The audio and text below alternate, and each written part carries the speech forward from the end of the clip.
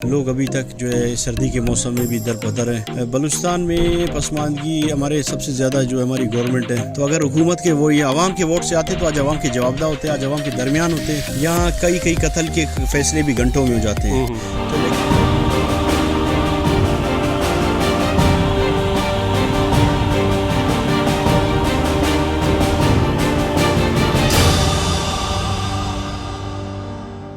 अस्सलाम वालेकुम नाज़रीन, आप देख रहे हैं बागी टीवी और मैं हूं फाइज चुगताई। पंजाब से निकलकर सिंध से निकलकर फिर अब बलूचिस्तान का जो सफ़र है वो हमारा इस वक्त जारी है।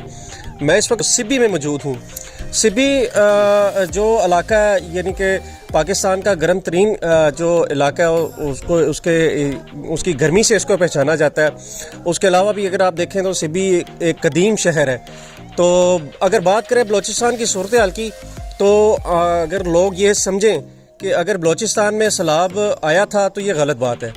बलूचिस्तान में अभी भी सैलाब है, क्योंकि जिस दिन सैलाब आया और लोग जिस सूरत हाल में वहाँ पर मौजूद थे, अभी भी वही कंडीशन चल रही है। लोग अभी भी उसी तरह की ज़िंदगी गुजार रहे हैं। सिर्फ ये है कि पानी उतर गया, थोड़ा सा पानी अभी भी मौजूद है।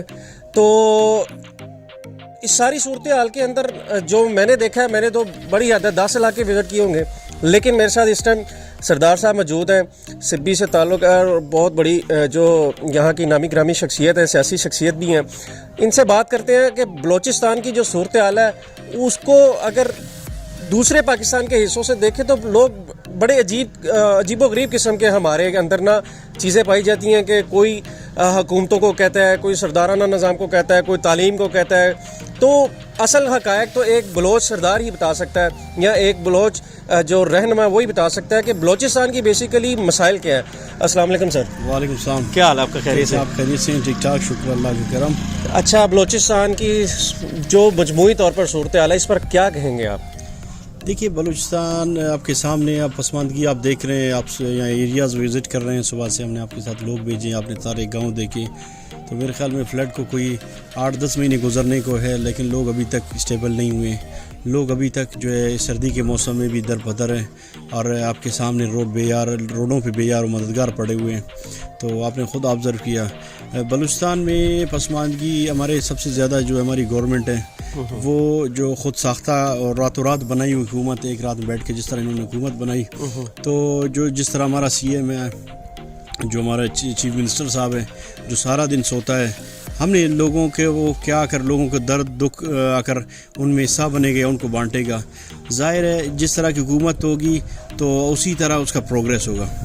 तो आलिया सैलाब में भी उनका कोई भी कारकर्दगी नहीं, 0.0 में भी नहीं कहूँगा कि इनकी तरफ से कोई भी रिलीफ आवाम को दी गई है, या ये आकर अपने आवाम के साथ खड़े हुए।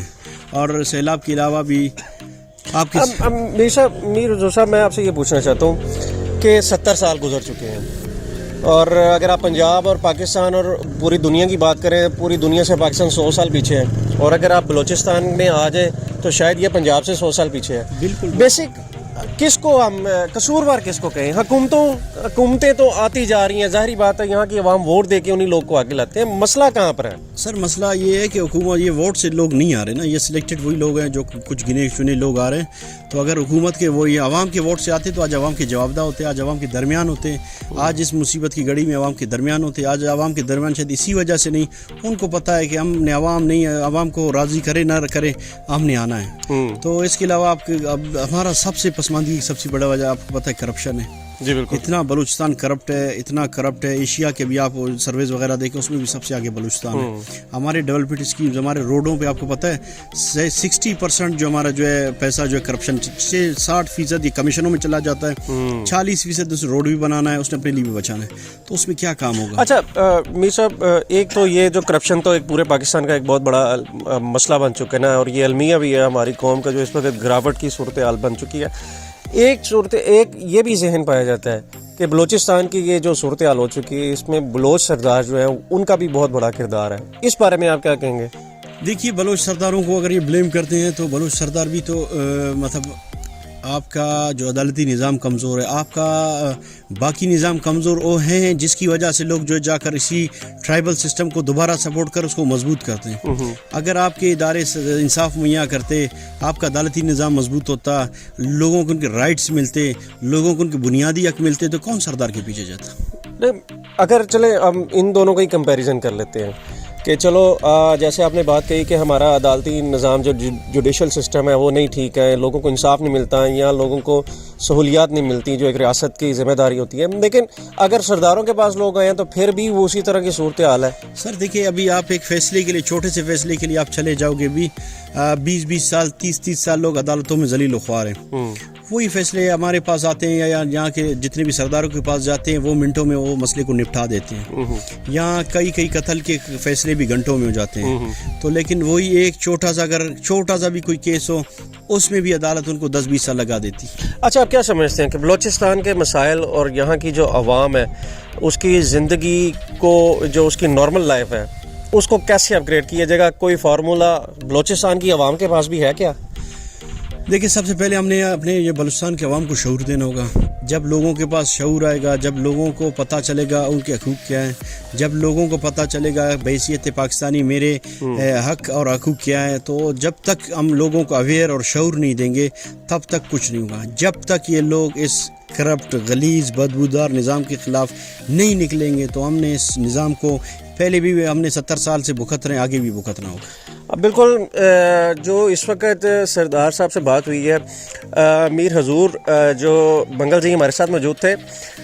بیسک تو اگر پورے پاکستان میں دیکھیں تو جو ہماری عوام ہے یا جو ہمارا معاشرہ ہے اس کا اصل مسئلہ یہ ہے کہ اپنے حقوق کا پتہ ہی نہیں ہمیں, کہ ہم نے اپنے جو الیکٹیو ممبران ہیں جن کو ہم نے صوبائی اسمبلی میں یا قومی اسمبلی تک پہنچایا ان سے ہم نے لینا کیا ہے. یہ بہت بڑا ایک کویشچن مارک رہتا ہے ساری جتنے بھی ہمارے پاکستان کا اس ٹائم نظام چل رہا ہے. تو اصل چیز تو یہی ہے کہ جب آپ کو رائٹس ملیں گے اور تبھی آپ جو ان سے سوال کریں گے تو پھر ہی وہ آپ کو ملے گا. تو بلوچستان کس طرح سے چل رہا ہے؟ بلوچستان اسی طرح سے چل رہا ہے, اور ہم دعا گو ہیں کیونکہ پاکستان کا ایک بہت خوبصورت اور سب سے بڑا صوبہ اس وقت جس دردناک اور صورتحال میں یہاں پر موجود ہے. آپ یقین کریں اگر کوئی بندہ پنجاب سے اٹھ کے یہاں پر آ جائے تو یا دوسرے کسی شہر سے یہاں پر آ جائے تو وہ یہ بات سوچنے میں مجبور ہو جاتا ہے کہ کیا یہ پاکستان کا ہی حصہ ہے. اور اگر جو حکومتی معاملات ہیں اگر اس کی بات کریں تو آپ صرف لاہور کی حدود سے تھوڑا سا آگے آ جائیں تو پنجاب بھی ختم ہو جاتا ہے. جنوبی پنجاب چلے جائیں وہ یعنی کہ بلوچستان سے تھوڑا سا ہی بہتر ہے. تو مجموعی طور پر اس وقت پاکستان کو اللہ سے دعائی کر سکتے ہیں کہ اللہ تعالیٰ ہمیں ایسے حکمران دے دیں جن کے دل میں کوئی درد دل ہو, جو نظریہ پاکستان کو سمجھتے ہوں, یا کوئی خدا خوفی ہو. جب تک یہ چیزیں نہیں آئیں گی یقیناً پاکستان اسی طرح سے ہی چلتا رہے گا. لیکن ہم دعا گو ہیں کہ اللہ تعالیٰ پاکستان کو ترقیاں نصیب کرے. پاکستان میں یہ جو بدعنوان قسم کے لوگ ہیں اللہ تعالیٰ ان کو کسی ایسی جگہ لے دے جہاں یہ ان کے لیے بالکل فٹ ہوتی ہو. تو اسی نیک خواہشات کے ساتھ اجازت چاہتے ہیں. دیکھتے رہے باغی ٹی وی.